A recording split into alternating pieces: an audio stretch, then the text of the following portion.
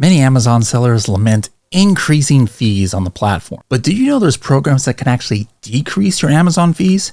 Today we hear direct from Amazon about one of these programs. How cool is that? Pretty cool, I think. 1, 2, 3.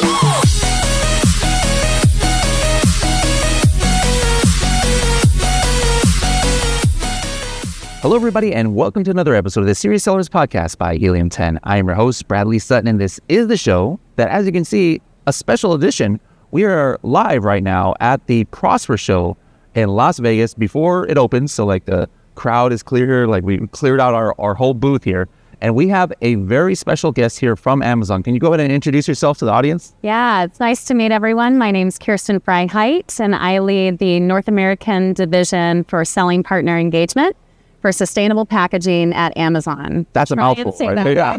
Oh my goodness. But what's the acronym that's going to be a lot easier to remember? Yes. So SIPP is what we're going to be talking about today, which is also the Ships in Product Packaging program at Amazon, a portion of our sustainable packaging suite of products. Perfect. All right. So I think that's a little bit easier for you guys to remember. Now, what I ask all of my guests, a little bit where were you born and raised, first of all? Yeah. So I found out that a lot of people think this is fairly unique, but I am a Seattle native. So born and raised in Seattle, where I still live with my two boys. Yep, whole life. My two boys, my husband. For those that are familiar with Amazon, we're a really big dog culture. So I would be remiss if I didn't talk about my beautiful chocolate lab, Mika. Okay. And then we also have a fluffy cat named Mac, which my boys would be very disappointed if I didn't wedge that in there. So multi-pet lover family. Let's talk about your Amazon background. How long have you been at Amazon now? Yeah, I've been with Amazon for just over 6.5 years, actually. What color is that then? That is a yellow badge. Yellow badge, got it. You get your yellow badge at 5 years. And I've done a variety of different roles. It started in sales because my background was in sales and consulting, primarily in software and technology, and started off at Amazon Business. And then moved into a variety of program and then also program and operations management roles. And then about a little less than a year ago, I had the opportunity to speak with my boss, my now boss, and he was trying to tell me about the sustainable packaging program and what is SIPP. I had never heard about it, had no familiarity with it. Didn't even know that packaging engineering was a thing and an actual degree, because my entire team now is all packaging engineers, which makes sense because we're working with sellers like yourself to redesign packaging and allow for better packages to be delivered to the customer doorstep. So as I was walking through, I made some interesting connections with my previous experiences. I started off at a dot-com chemical company, and one of my product lines was powder coatings. And I didn't reflect on it then, but reflecting on it now, getting powder coatings safely to a customer and working with suppliers and the end customer, it's important that it's sealed, that the integrity on the inside of the box is well sealed so you don't have any moisture, temperature controlled, things like that. So getting the box safely to the customer was a really important part of our distribution. And so looking on that now and some of the things that we do in the SIPP program, it really has a fun connection, bring me back to the start of my roots.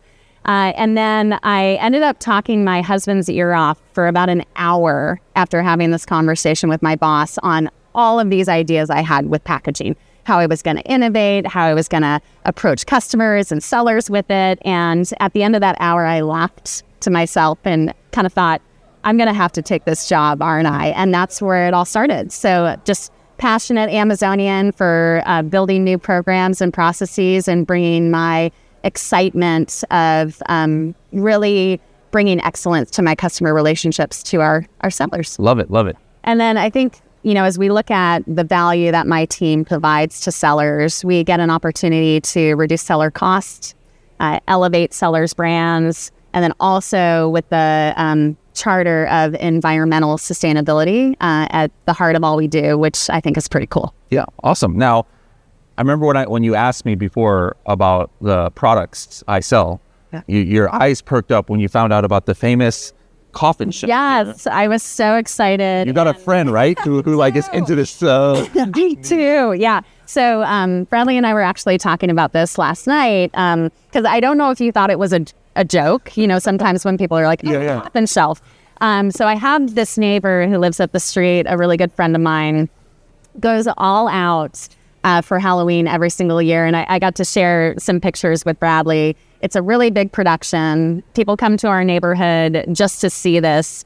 And she's a huge, obviously, Gothic theme overall, year-round, not just for Halloween. And I was telling Bradley that this would be an amazing gift for my friend. So it's on my list for purchases for her birthday in September, just in time for Halloween.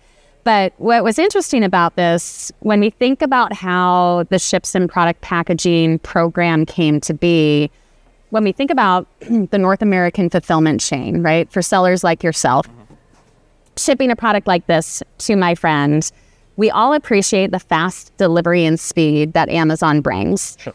But when we think about this product is coming from you, the seller, or maybe for other products, it's direct from the manufacturer, or maybe it goes to a repacker to get repacked for a better e-commerce design.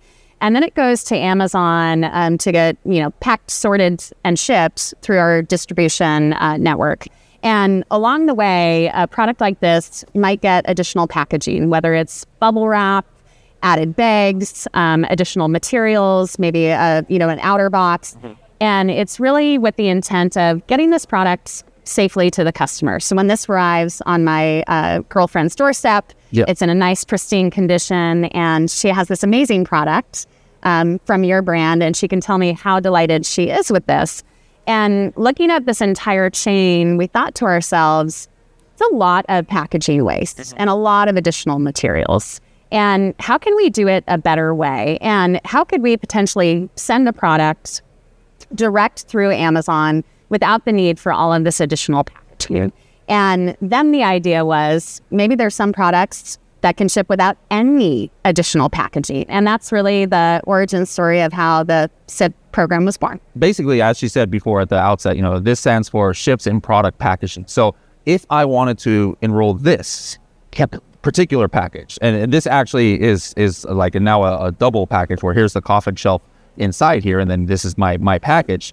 Now, for me, like this is actually, this one is kind of messed up. It's been around the world a few times, but if I had like a very sturdy box that wasn't part of my package, like this is actually, hey, I want them to have this as a gift box. Yeah. But if this was just a regular package, what Ships and Product Packaging means is this here, you would just put the shipping label and give it to the carrier, and there's no extra package. Is that basically like oversimplification, but in a nutshell, what this program's about? Yeah, in a nutshell, straight to the customer in its original packaging. And we'll talk more about some of the benefits that come with that. And then also some considerations, because not every product, and Bradley and I had talked about this too, when you have items that are highly collectible, or maybe the package is part of the product itself, and you want that experience, or maybe it's a gift and I don't want her to see the coffin immediately, and I do want that Amazon overbox. We do have the ability for consumers to conceal the product, or maybe it might make sense to not participate in the SIPP program. Okay. That is a random thing I was just thinking about, though. Like, if I just ordered this, okay, great. I kind of picture that now. This is just going to come with a label right here on this. But like, let's say I order about 4 or 5 things, and 3 of them are from the local distribution center facility. Now, does that mean it's still going to be 3 separate packages, or like could this still potentially just be dropped into like a bigger box that has my other stuff? Yeah, that's a great question. So most of our SIPP program is based on single shipments, right? When an individual product is shipping direct to customer. And when we talk about multiple shipments and multiple shipments together, there may be times where we do consolidate just from an overall cost, transportation cost and efficiency, and also speed to customer, where it does make sense to have multiple products in one box. Okay, now I know we're going to get into the pricing a little bit later and stuff, but if I had enrolled this in it and it still was put in another box, do I lose that discount that I get? Great question. And he's already getting into costs. I'm just looking at my work. We'll talk about the cost a little bit later, but if I don't ask this now, I'm going to forget about it. No, it's actually a great segue, and we can talk immediately about cost, because I think that's one of the first and most important questions for most of our sellers is how much does this cost? And I think the question Bradley just asked is super important, because we want sellers to participate in the program, and therefore we give you the cost savings based on inbound, because we don't want you to be penalized for me putting a concealment around my gift box because I don't want somebody to see the package or maybe other consumer behaviors. So we do want to reward sellers for going through the effort to redesign packaging and also certify within our program. Okay, so I think, when Amazon sellers are thinking about any kind of program at Amazon, their first question is like, hey, what's in it for me? Kind of the mentality. That's fine. Hey, it's understandable. Always thinking about profit margins. So I think the main benefit that comes to sellers' minds is there any kind of financial incentive for me? So can you talk a little bit about that? I think one of the benefits of the SIPP program is it is a cost benefit for our sellers. As a longtime seller, I think you've seen this yourself, and we've gone through the coffin example. And how we deliver these cost savings to sellers is we actually reduce fulfillment fees based on those inbound certified shipments. And those can range anywhere up to $1.32 in North America and up to a 1.54 euros in Europe. So we are in US, Canada, and then the EU5, which would be Spain, Italy, Germany, France, and the UK. So shipping into any of those markets allows for eligibility as part of the SHIP program and those cost benefits. All right, so that's a literal cost savings from my fulfillment fees that a seller would see, when they're doing their P&Ls. What about some indirect costs? And then maybe you can, if there's some real life examples you can give of people who have found these benefits. Yeah, love this question, because it extends, to your point, so much more than just the initial dollar back on fulfillment fees. Some of the indirect savings, we've seen a lot of sellers actually move products into smaller sort tiers. So a smaller fee tier structure by reducing cube and kind of right sizing the packaging. So that's another way to have some additional cost savings. Then there's also things like unexpected prep, where we might be putting a bag around that product and charging you for it, right? If you have this as part of the SIPP certified program, you eliminate those unexpected prep fees. And then in addition, if the package is right sized and built for your product, there's a likelihood that there's going to be less product damages. And then, so let's talk, I obviously haven't enrolled yet in the program. So can you talk about other brands who have and their experiences with it? I think my favorite part is getting to hear stories directly from our sellers on the impact that our program has had. It really brings the work that I do to life. And we got to highlight one of our sellers, Go North.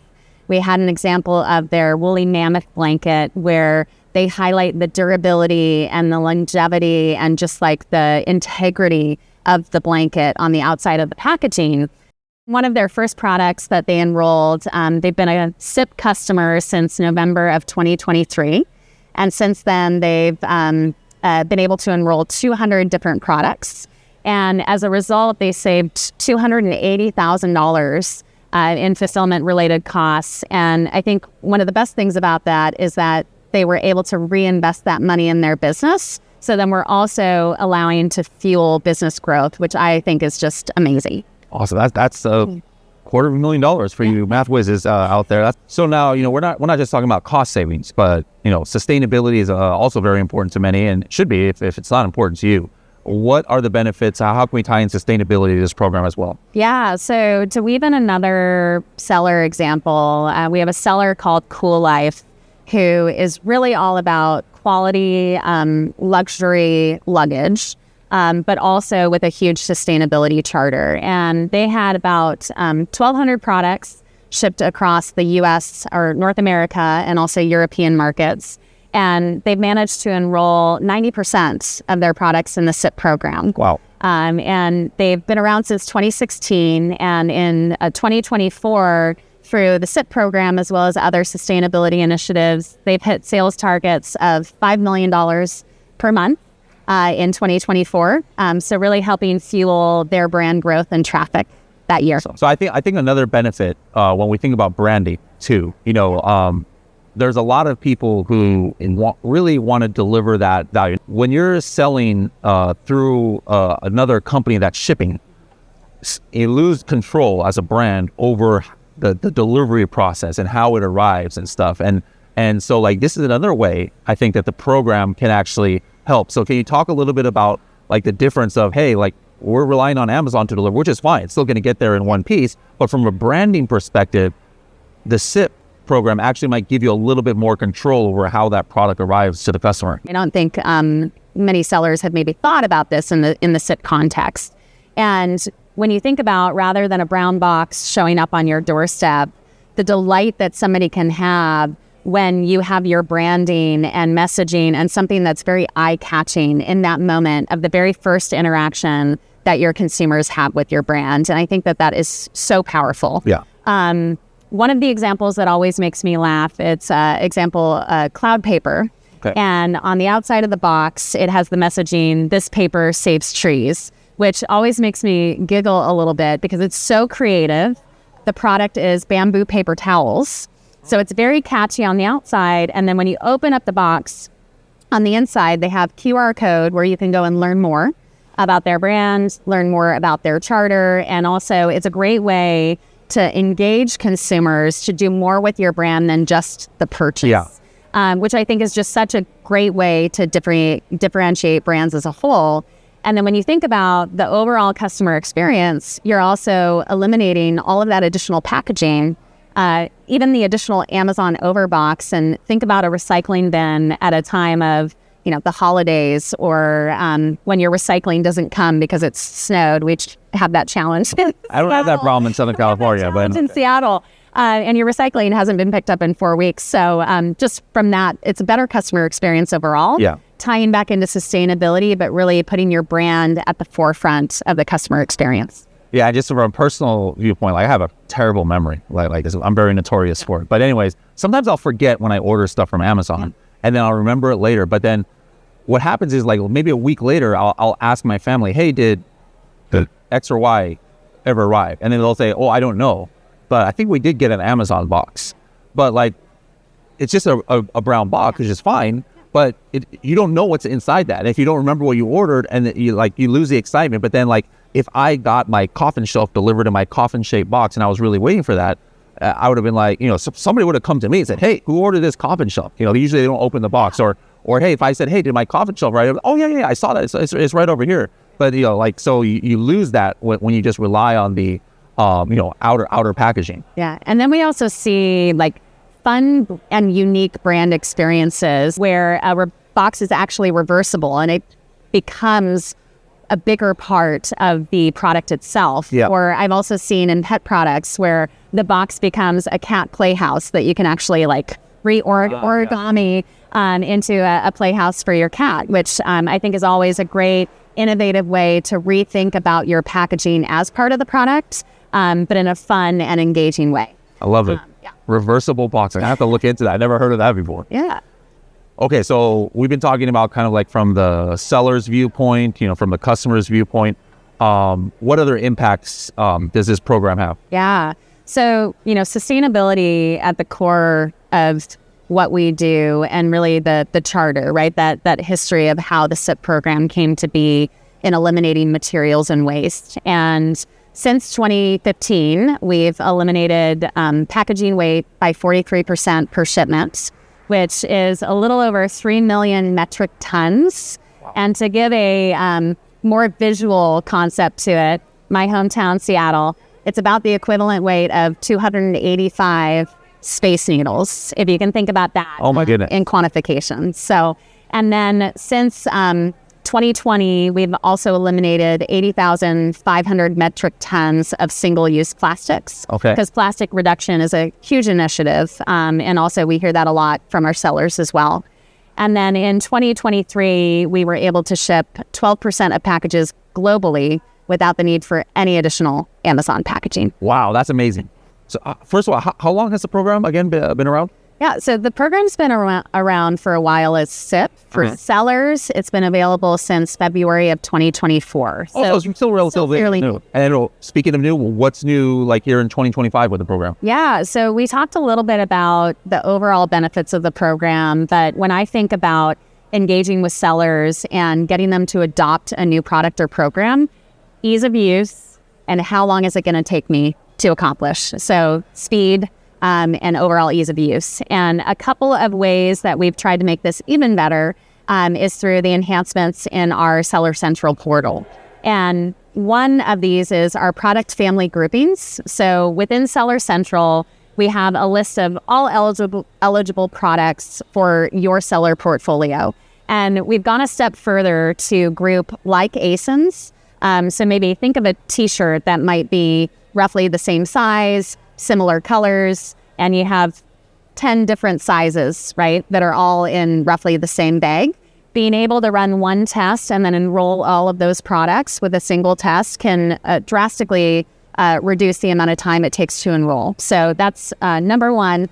And then number two, from an overall product portfolio, we now have a one-click report where you can see that entire list of ASINs, certified dates, eligibility, as well as general portfolio analysis. And why this is so important is it makes it really easy for you to see highest cost or highest benefits from a ASIN perspective, and then really make a decision on which ASINs you want to start with so that you can be making the best decision for your business when you start participating in SIPP. All right. So like maybe one of our listeners right there is all ready to go in this program. Where do they go to get signed up, and what's the process like? So again, like thinking about ease of use in mind and speed, we have 4 easy steps to get enrolled. But taking a step back from that, we've actually identified a number of different ASINs and products throughout our fulfillment network through different attributes, machine learning, and have used AI modeling to already enroll some products within the network. So you might find some of your products are already enrolled, and you can see all of that through Seller Central.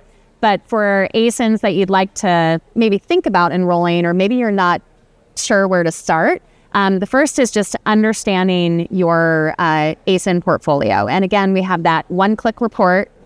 We also have ASIN family groupings that can coordinate that list for you and give you an idea on where you might want to start. And some of your products might be very easy to convert or maybe already compliant today. So start with just the product portfolio analysis. Second, really grouping those products together to make it as easy as possible. So identifying those ASINs that can be similar, that are within a certain weight range, certain packaging type, and we have different requirements that are outlined both on our website as well as within Seller Central. So again, trying to make it as easy as possible for you to navigate and know where to start.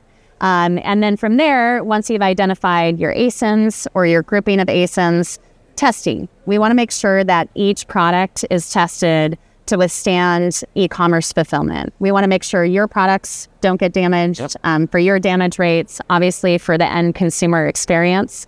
And 2 things to keep in mind. If it's less than 50 pounds and then also not sharp, not fragile, and not a liquid, it's eligible for a self-test, which is a great option because it's free. So we all love that. And it can easily be done. You just submit the video and test results, and then we can certify it through our lab.